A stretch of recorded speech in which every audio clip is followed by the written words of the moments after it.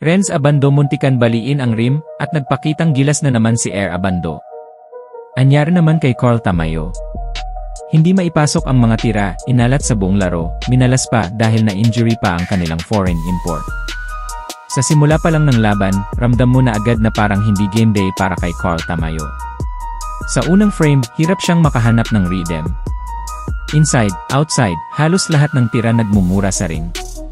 Mababa ang scoring ng LG Sakers at parang nag-struggle silang i-settle ang kanilang opensa. Sa halfway mark ng first quarter, dito naman unti-unting uminit ang anyang Red Boosters. Kumonekta ang kanilang outside shooting at nagkaroon sila ng momentum.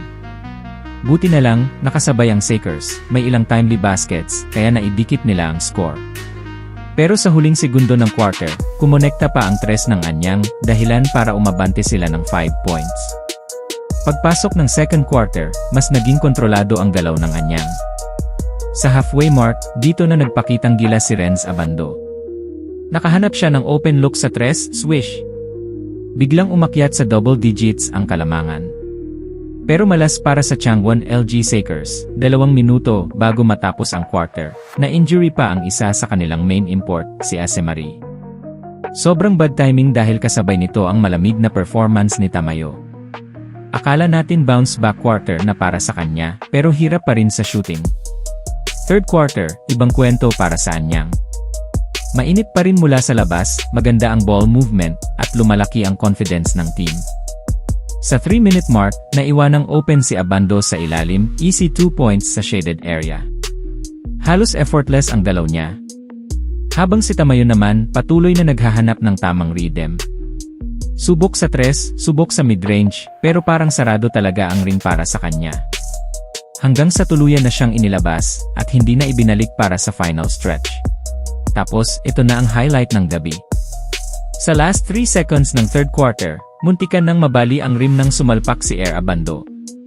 Ang ganda ng pasa ni Bryce Washington sa ilalim, tapos biglang sumabog si Renz, mataas ang lipad, malakas ang dakdak. Buong crowd na pawaw. Signature play. Pure athleticism. Fourth quarter, sinubukan pa ng LG Sakers bumawi. Naibaba pa nila sa 10 ang lamang. Pero hindi nagpaanod ang anyang.